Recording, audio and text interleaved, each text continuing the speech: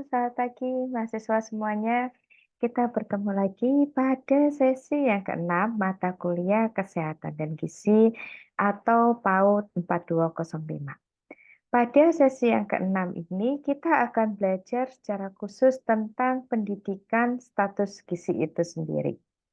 Teman-teman sekalian, ada program yang kita sebut sebagai keluarga sadar gizi atau KADARSI, di mana dalam hal ini keluarga berperilaku gizi seimbang dan mampu mengenali serta mengatasi masalah gizi yang terjadi pada setiap anggota keluarganya.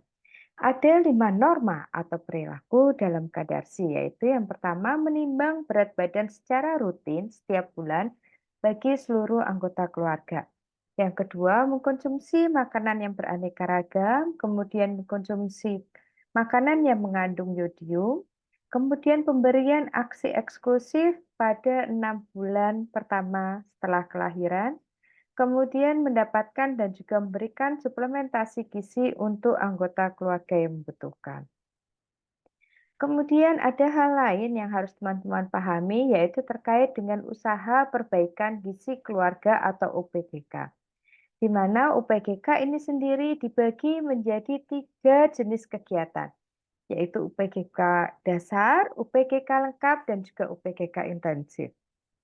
UPGK dasar ini merupakan kegiatan yang sifatnya promotif dan preventif, yaitu sebelum terjadinya suatu masalah terkait gizi. Contohnya yaitu adanya penimbangan bulanan pada anak balita, kemudian penyuluhan gizi terarah, pemberian paket tambah gizi, kemudian pemanfaatan lahan pekarangan untuk menghasilkan bahan pangan yang bernilai gizi, dan juga hal lain. Kemudian yang kedua, yaitu kita sebut sebagai UPGK lengkap, di mana UPGK lengkap ini terdiri dari kegiatan-kegiatan yang sifatnya promotif, preventif, kuratif, dan juga rehabilitasi. Yang kegiatannya hampir sama dengan UPGK dasar, tetapi ditambah dengan kegiatan-kegiatan lain seperti adanya pemberian makanan tambahan, kemudian imunisasi, penyuluhan terkait kesehatan lingkungan, penyediaan air bersih, adanya pelayanan KB atau keluarga berencana, dan juga penyuluhan kesehatan. Kegiatan UPGK yang ketiga kita sebut sebagai UPGK intensif, yang merupakan kegiatan promotif, kuratif, hingga rehabilitatif ditambah dengan adanya income generating, yang kita sebut juga sebagai nutrition intervention. Contohnya yaitu adanya penyuluhan terkait gizi, kemudian pemberian makanan tambahan kepada golongan yang rawan, contohnya pemberian makanan tambahan pada keluarga yang berisiko stunting, kemudian adanya penyuluhan terhadap kesehatan lingkungan dan juga penanggulangan penyakit infeksi yang lain.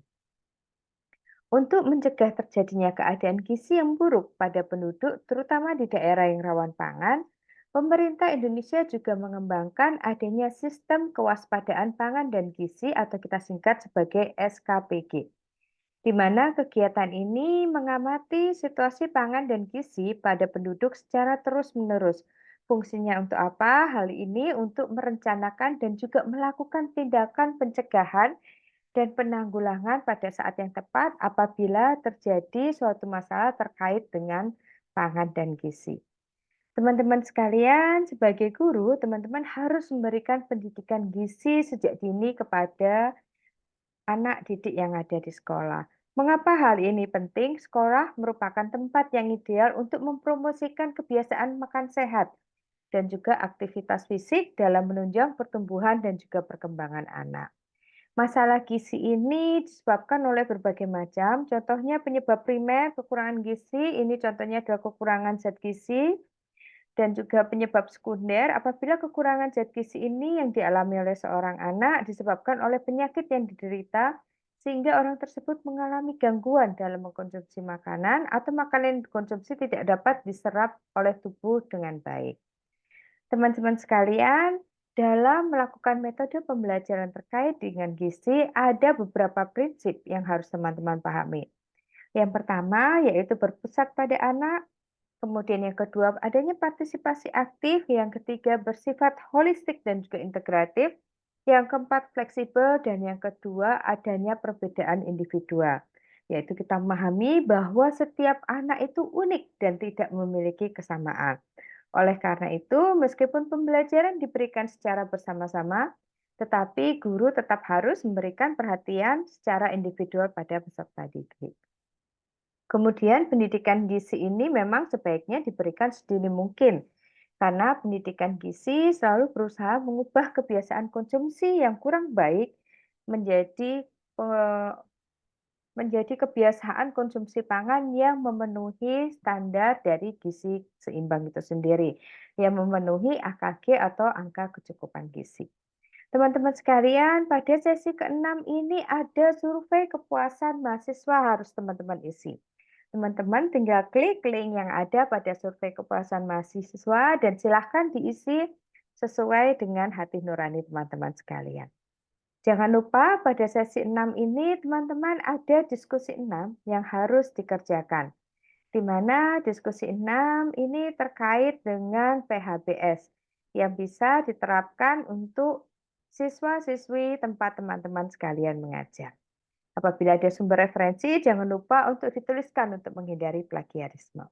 Terima kasih teman-teman sekalian. Demikian kami sampaikan. Saya menunggu jawaban dari diskusi 6 untuk nanti bisa diberikan penilaian. Apabila ada yang masih kebingungan, tolong bisa menghubungi saya dengan mengirimkan pesan melalui e-learning atau mengirimkan pesan di email pribadi saya. Terima kasih teman-teman. Sehat selalu dan tetap semangat. Selamat pagi semuanya.